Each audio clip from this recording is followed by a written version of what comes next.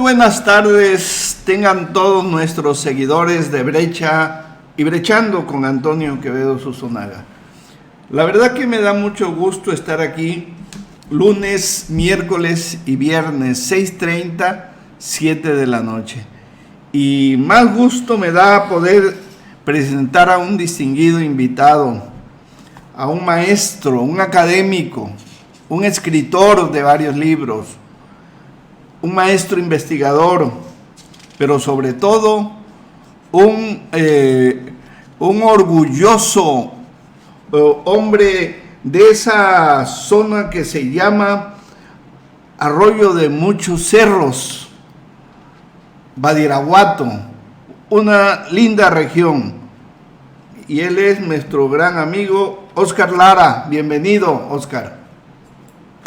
Muchas gracias, Antonio Quevedo Zunzunagua, y muchas gracias por brindarnos este espacio tan prestigiado, dada la trayectoria tan reconocida que tienes tú en el periodismo sinaloense. Es un orgullo poder compartir con tu auditorio algunas disertaciones esta tarde, y contigo y con tu auditorio. Y desde aquí un saludo para todas y todos ellos.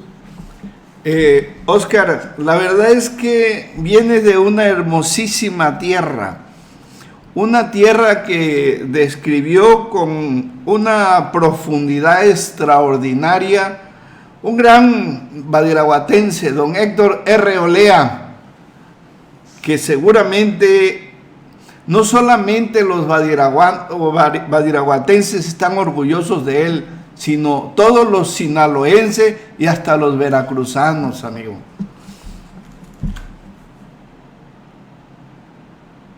Yo creo que sí, sin duda alguna. Cuando tuve la oportunidad de ser diputado local, impulsé que se inscribiera con letras doradas en el muro de honor el nombre de este distinguido sinaloense.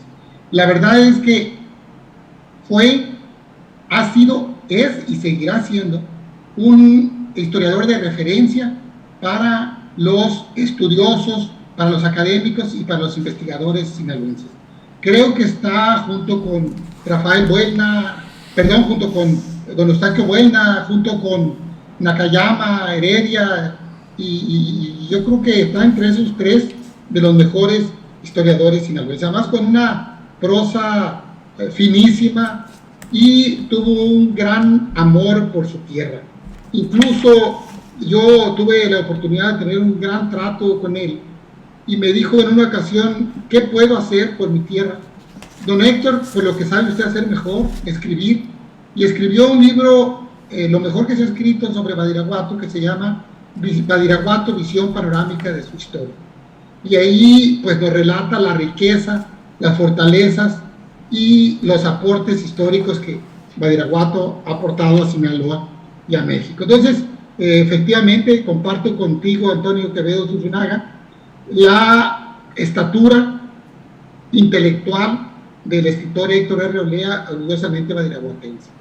Voy a presumir en este momento, mi querido Óscar, y voy a presentar ese libro del que estás haciendo mención, que es una producción tuya, de los Lara y de toda esta gente que se preocupó por ese rescate de grandes personalidades que de alguna manera estuvieron presentes en ese gran desarrollo de la historia de Badiraguato, ¿no? Sí, la verdad es que sí, es un aporte muy importante el de don Héctor, y además incluso él ahí apunta los grandes, no solamente, en primer lugar, deja claro el significado de la palabra Badiraguato. Había una confusión un poco romántica, de que Badiraguato quería decir lugar de golondrinas. Uh-huh. Y bueno, se manejaba en canciones, en corridos y en poemas, pero don Héctor, estudioso como lo fue siempre, fundó muy claramente las raíces y el significado, que Badiraguato era lo que tú decías ahorita, Quevedo, que significa justamente eso: pueblo entre arroyos y montañas. Así es. O río entre arroyos y Arroyo de muchos cerros. Sí, arroyo de muchos cerros. Arroyo de muchos cerros. Y luego, sí, adelante. Sí, te digo, esta descripción no era fácil por una razón, porque es esa mezcla híbrida entre, digamos, la lengua caíta, seguramente todavía parte de esa lengua tebaca de las primeras habitantes de esas regiones, ¿no? Tebaca, luego que pues provenían de los caíta. Y también hay otra mezcla, también hay complicadona, que son de los tarascos, los purépechas y los náhuatl. O sea, no era fácil, ¿eh? Así es, no era fácil, solamente un historiador como él pudo darnos luz. Otro aspecto importante de este libro, Antonio, es de que ahí nos consigna un hecho histórico que era desconocido hasta antes de esta publicación, que es una participación que tuvo una región de Badiraguato que se sumó al movimiento de la independencia. Sí. Porque el movimiento de la independencia se da más en el centro del país. Hidalgo, de alguna manera, manda una especie de delegados y vienen avanzando hacia las provincias, y quien le toca a esta región, que es González Hermosillo, pues prácticamente llega hasta la región de Piaxtla, por ahí en esas partes. Y don Héctor consigna una rebelión de tribus indígenas de las márgenes del río Maya y Badiraguato, que se levantan y se declaran a favor de la independencia en el pueblo de Morirato. Ahí hay una iglesia muy grande, muy antigua. Ahí al doblar de las campanas se convocaron ahí las tribus de Cariatapa, Morirato, Alicama y Guaténica, y se levantaron en armas y tomaron rumbo a Badiraguato, cabecera municipal, continuaron por Mocorito, pasaron por Sinaloa y son derrotadas en el fuerte, en la región de Charay.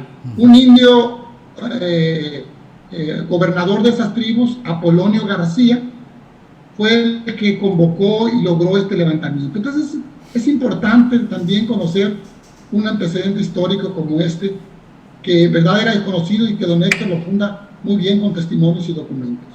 Fíjate que hace referencia a ese caudillo indígena José Apolonio García, un ejemplo de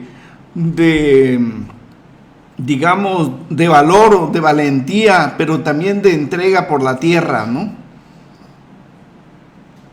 Sí, efectivamente, se había dicho hasta entonces que la región del noroeste pues había tenido muy poca participación en la lucha por la independencia. Sin embargo, creo que este antecedente, bueno, pues es importante que lo conozcan los historiadores y las nuevas generaciones. Sí, fíjate que yo estoy de acuerdo. Ojalá y este libro, todos los que nos están escuchando, si quieren conocer una hermosa historia, la historia de Badiraguato, visión panorámica de su historia de don Héctor R. Olea, es un libro que vale la pena que lo tengan, que lo lean, relean, que conozcan cómo llegaron los primeros colonizadores, los primeros que llegaron a hacer ese levantamiento geográfico de la región, y cómo no les falló la gran riqueza que hay en ese lugar, ¿no? Efectivamente. Y otro que yo recomendaría, él tiene muchos libros, tuvo más de 50 libros que editó, que escribió, pero hay un libro muy, muy bonito muy bonito. Yo creo que de lo mejor que tenemos en Sinaloa, una historia novelada que se llama Andanzas del Marqués de San Basilio. Yo lo recomiendo muy ampliamente. Este libro ha sido editado varias veces, incluso Colegio de Bachiller ya lo he editado también 2 o 3 ocasiones, 2 o 3 ediciones. Es una historia novelada de un tipo que nació aquí en el barrio, en los degüelladeros ahí del barrio, y hijo de un matancero. Le apodaban Caramocha por tener una cicatriz producto de un pleito a daga y a machetazos. Y este tipo, Jorge Carmona, era un tipo de un aspecto muy atractivo y buscó mujeres ricas, y llegó hasta París y compró un título nobiliario y se convirtió en el Marqués de San Basilio.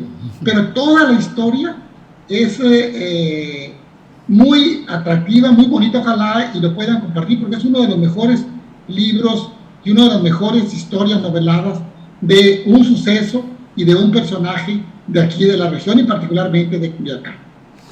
Oye, es que ahí históricamente es un semillero de grandes hombres, de grandes militares, de distinguidos abogados a nivel nacional, de artistas, en fin, es una región cuya grandeza todavía no se le mide con toda la exactitud de su realidad.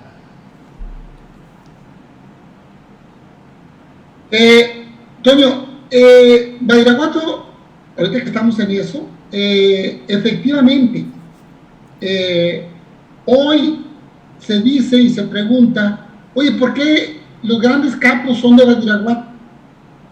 Bueno, nada más hay que echar una mirada que Badiraguato tuvo una participación importante en la independencia, lo decía ahorita. Sí.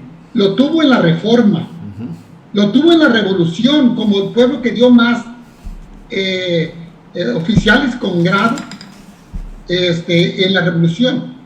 Y te voy a decir que yo estoy escribiendo desde el punto de vista histórico, sociológico, por qué los grandes capos son de Badiraguato, y tiene a reserva de un estudio mucho más amplio, pero tiene que ver con toda esta participación decidida que ha tenido Badiraguato, que incluso desde la Revolución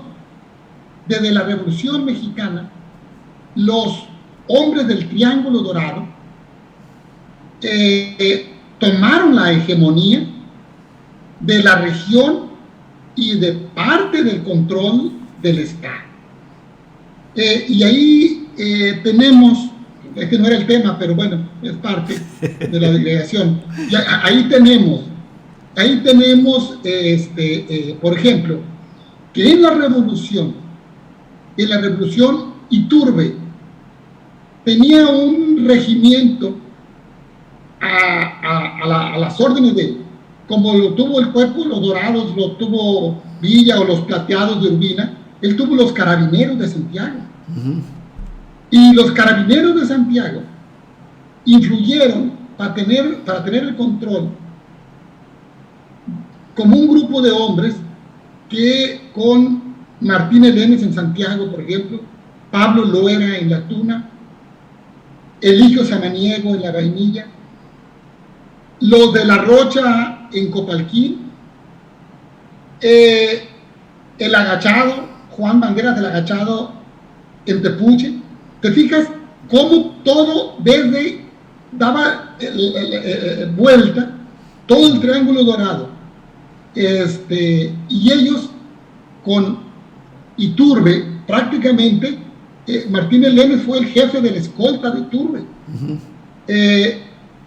Después, cuando aparece lo de los enervantes, que siempre hay que recordar, lo llevaron de fuera, lo llevaron de Estados Unidos, lo promovieron, habilitaron gente para que se sembrara, pues tomaron también el control de ese negocio también.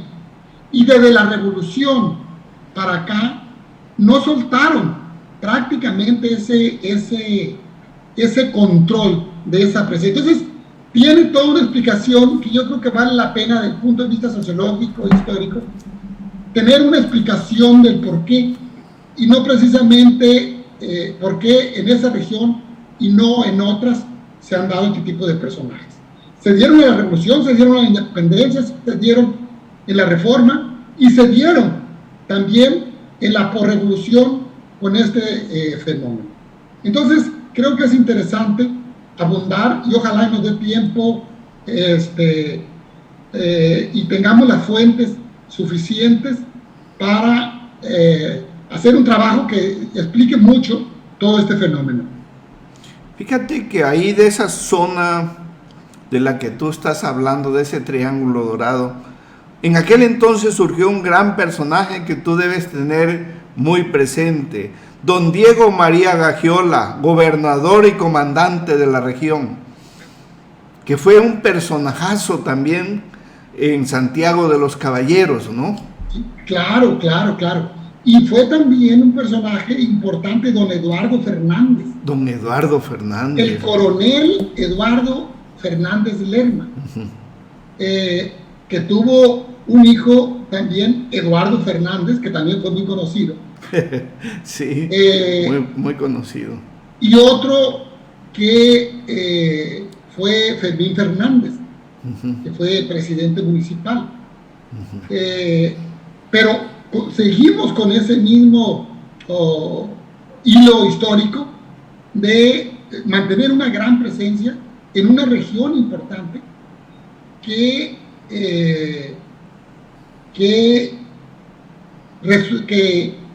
vino a despegar mucho con lo de los enervantes.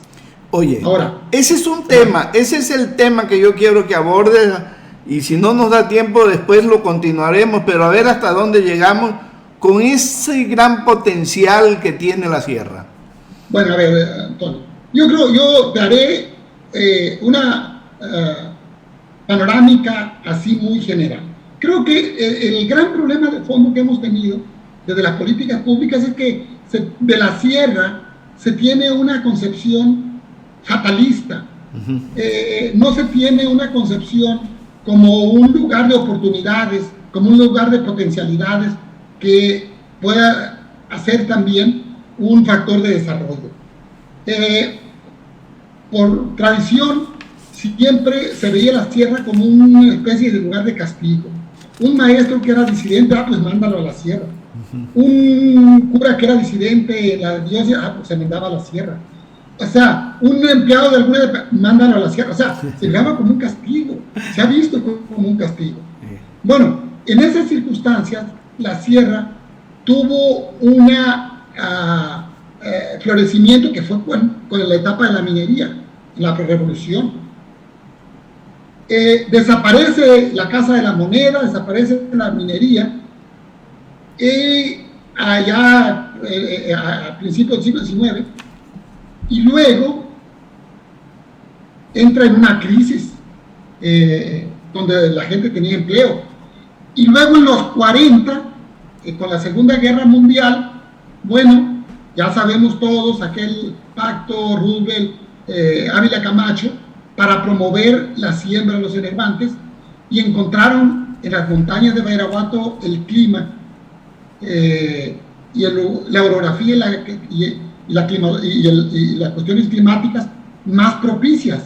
Empezaron a habilitar gente, a soltar dinero para que sembraran. Viene otro impulso ahí, importantísimo. Ya después termina la guerra, los Estados Unidos dicen, ¿saben qué? ya no ocupamos los enervantes, ya no necesitamos la amapola para procesar la heroína, la morfina. Ya, dedíquense a sembrar maíz, frijol, engordar puercos, a curtir vaquetas, pero ya había un mercado demandante en Estados Unidos y la gente ya había probado el sabor de la riqueza y del dinero verde. Y ya eso ya no se pudo contener. Pero hoy, estamos viviendo otro quiebre importante.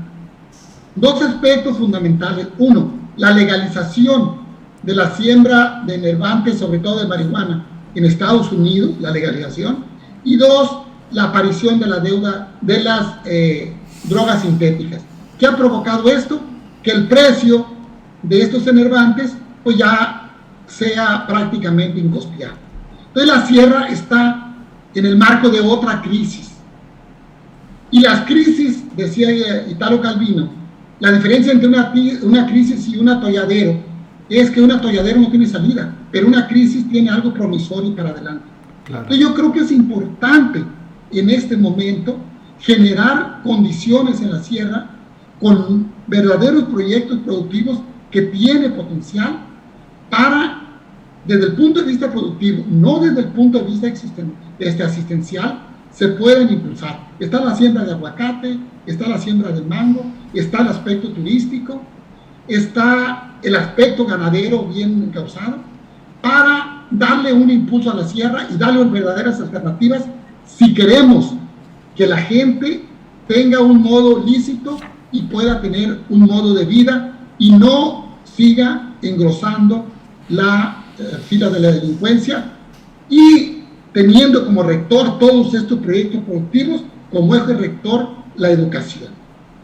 Tiene que voltearse la mirada a eso, de lo contrario, lo único que se va a hacer es generar mayor pobreza y mayor delincuencia. Oscar, hago un breve paréntesis. Te mandan saludos Héctor Manuel Bernal, Saúl Enrique Martínez, Berta Lara, José Luis González y otros más que están aquí en el chat.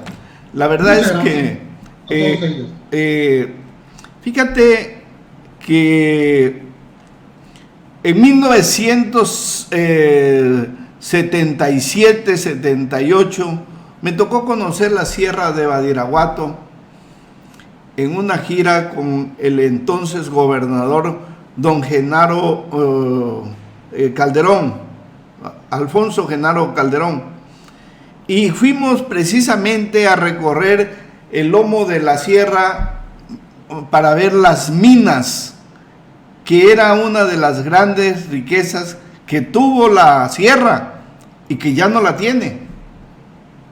Bueno, qué bueno que dices, Antonio, lo del 78, porque ese aspecto que es fundamental se me pasó, que es importantísimo en la sierra, porque dejó un antecedente negro que fue la Operación Cóndor. Operación Cóndor.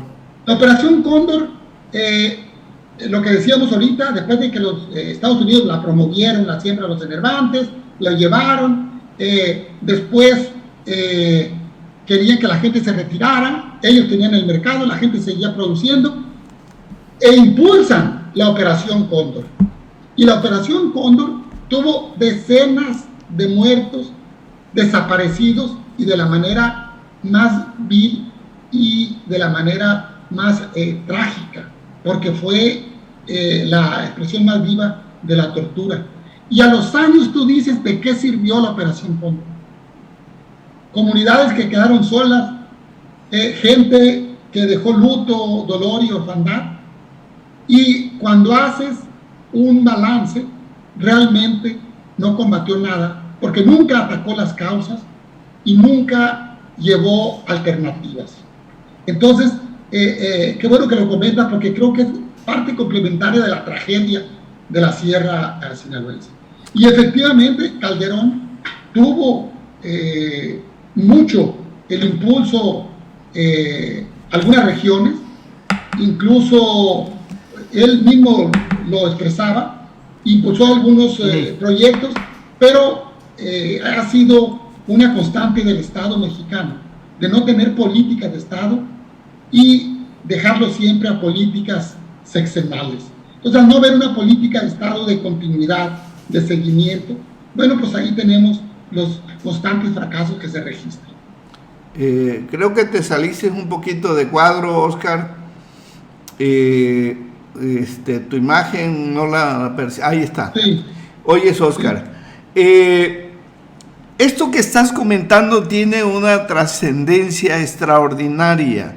Estás dando una alerta de una extraordinaria trascendencia, porque este quiebre efectivamente es muy relevante, porque la legalización de la marihuana agarra otro rumbo muy diferente, pero deja también a una población sin alternativa. Yo la pregunta que te hago es si hay la coyuntura en estos momentos para salir adelante en esta crisis que estás advirtiendo. Bueno, yo creo que con voluntad política y con políticas públicas encaminadas, por supuesto que sí, pero debe haber compromiso. Yo te lo decía, mira, estos municipios más golpeados de la sierra, Badiraguato, Cozalá, Choix, Mismo Fuerte, todos tienen una potencial turístico. Y hoy en día el turismo es una industria sin chimenea formidable. Incluso yo he platicado con empresarios que ven con interés, por ejemplo, un tren así como se tiene el Chepe, que puede ser Surutato Guamuchil o Surutato Culiacán. Un tren lento, no un tren bala ni un tren rápido, un tren lento, de acuerdo a las condiciones, y le daría un impulso formidable, aunado a seguir construyendo los pueblos mágicos, aunado a seguir impulsando los proyectos productivos que sean parte de la gente, de su idiosincrasia, que ellos pueden impulsar, por ejemplo, el aguacate, que es formidable, el mango, el cítrico y la ganadería. Entonces tienes una gama de alternativas que se pueden impulsar, y te digo, teniendo como eje rector a la educación, que es la única que de fondo combate la pobreza. Hoy, con las tecnologías de la comunicación y la información, puedes tener comunidades del saber en esas regiones que pueden maquilarle trabajos a cualquier empresa de cualquier parte del mundo, como si estuviera en un segundo piso. Y ya hay regiones del mundo, por ejemplo, desde la India y en otros países, que desde comunidades pobres les maquilan a ellos. ¿Y cuál es la ganancia para el empresario? Que les pagan un poco menos a esas comunidades técnicamente capacitadas, y ellos ahorran más, pero el ingreso para esos jóvenes de esos lugares marginados que les pagan en dólares, pues es formidable con respecto al nivel de vida que han tenido y que siguen teniendo. O sea, hay una serie de alternativas que se pueden impulsar para trascender la tragedia de la sierra sinaloense. Esta va a ser tarea seguramente de los próximos gobernantes. Ya al actual gobernador ya no le da tiempo para hacer este proyecto, pero creo que no sé si sea necesario, Oscar, es una pregunta, que se tenga que elaborar un gran proyecto específico para la sierra. Yo creo que sí, porque tiene condiciones específicas, tiene condiciones muy particulares. Por ejemplo, hay ya proyectos educativos, te mencionaré dos: el Centro de Estudios Justo Sierra de Surutato y la Escuela de Concentración Rural en Santa Gertrudis, que está más al Triángulo Dorado, que son proyectos educativos particulares a una confección para la región y que están funcionando y están dando buenos resultados. Así como estas, podemos impulsar en otras regiones de la Sierra Sinaloense y que puedan ser quienes vengan a cambiarle la suerte a nuestros niños y a nuestros jóvenes. Hay alternativas, necesitamos voluntad política para impulsar políticas públicas que nos puedan dar mejores resultados. Pues me parece muy interesante, Óscar. También a esto hay que agregarle que las complicaciones de la migración a Estados Unidos se ha complicado extraordinariamente. Ya no es lo mismo. Totalmente, totalmente. Entonces, todavía se profundiza más la crisis, Quevedo, porque antes eran dos alternativas, la siembra de migrantes o ir de Estados Unidos. Sí. Las dos ahorita están en una crisis. Entonces, esto nos obliga responsablemente a todos voltear la mirada y generar alternativas. Pues yo no sé quién vaya a quedar del próximo gobernador, pero me gustaría que si alguien por ahí nos está escuchando, de esos que andan queriendo ser gobernador y que tienen la posibilidad de estar en la pelea y de serlo para el próximo, que retomen esto que estás comentando, que tiene un real fundamento para ayudarle a una población de ¿cuántos, Óscar? Bueno, aquí más que la cantidad, podemos decir que es la calidad. Es la calidad, sí. Porque este es otro problema que no se ha tomado en cuenta. Siempre se actúa, o muchas veces se actúa, en función de lo cuantitativo y no de lo cualitativo. Dices, oye, en lugar de apoyar 10 escuelas de la Sierra, por ejemplo, que tienen 20, 30, 40 alumnos, pues apoyo la de 500 o la de 600. Pues sí, pero entonces, ¿dónde está la equidad? La equidad es darle más a los que menos tienen. Un Estado incluyente y equitativo es darle más a los que menos tienen, darle más condiciones para que puedan salir adelante. Entonces, si te vas con una cuestión cuantitativa, pues entonces vamos a seguir fallando, porque vas a seguir aplicando los mismos criterios para la toma de decisiones, y si ya vimos que esos criterios han fallado y sigues haciendo lo mismo, pues es obvio que van a seguir fallando. Entonces creo que eso es importantísimo, tener en cuenta lo cualitativo para poder tener una visión equitativa e incluyente, para darle también una esperanza y una posibilidad de viabilidad de vida lícita a estos habitantes de esta región de Sinaloa. Yo estoy de acuerdo contigo. Ojalá y se pueda. Conozco la sierra desde esas fechas del 77, 78.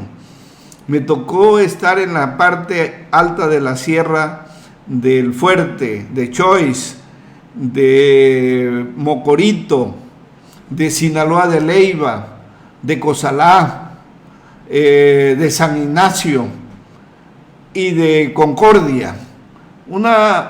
Es digamos que es el espinazo de esta gran riqueza que ha tenido tanto Sinaloa, Durango, Chihuahua y todos estos estados, ¿no?, del Triángulo. Claro, ahora, lo que tú has dicho, efectivamente es el espinazo de la Sierra Sinaloense. Tiene particularidades, pero también tiene problemas que los generaliza todo. El apoyo a la educación, la migración que hay, la falta de alternativas de trabajo, en fin, hay algunos que los emanan, hay otros que son particulares, pero creo que se puede ir confeccionando de acuerdo a las regiones para ir generando toda una alternativa, y que estas regiones también tengan su propio derecho, pues, a tener una vida digna y decorosa, y no estar condenados a la fatalidad de la dádiva, al asistencialismo raquítico y a la pobreza. Pues esto me parece extraordinario, esta descripción y esta propuesta tuya, Óscar. Ojalá y la retomen o incluso que permitan que se les exponga y que con mucha seriedad la retomen y hagan el trabajo que realmente se ocupa, más allá de cualquier otras promesas y ofrecimientos, ¿no? Sí, yo creo que es importante, Toño, es importante porque la crisis que se está viviendo es una crisis que no habíamos tenido en muchos años. Te queda muy claro, efectivamente, decíamos lo de los migrantes, decíamos lo de la migración, por decir dos aspectos, pero que le pegan en el corazón de los habitantes de la sierra. Entonces, esto no pasaba 10 años antes, 5 años antes. Esto ahorita está agudizado. Aprovechemos entonces esta crisis para generar nuevos esquemas y nuevas alternativas y no dejemos ir la oportunidad que nos da la crisis para que de ahí pueda brotar algo promisorio. Pues Óscar, yo te agradezco muchísimo que nos hagas estos comentarios, que en este espacio de Brecha y Brechando lo expreses, como también te ofrezco que voy a estar muy pendiente de ese seguimiento a lo que estás escribiendo, porque de alguna manera esta es una tierra de estos grandes perfiles de hombres que conocemos y que se convirtieron en capos, que son grandes personajes, que hay que ver cuál es el papel que jugaron ante estas circunstancias tan especiales que tuvieron. Y sobre todo, no puedo olvidar ni dejar de hacerle propaganda a un libro tuyo, La Onza, La Tierra de Hombres Desbragados. Efectivamente, que merece, yo creo, otro comentario aparte, porque tiene que ver justamente con todo toda esta panorámica que se da a partir de los años 40.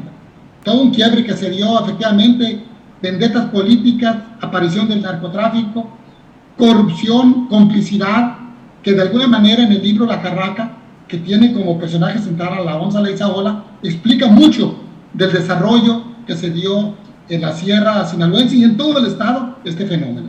Sin duda que tu trabajo, Óscar, está presente en Sinaloa y aquí en la historia de Sinaloa y de México, porque esta es parte de la historia de México.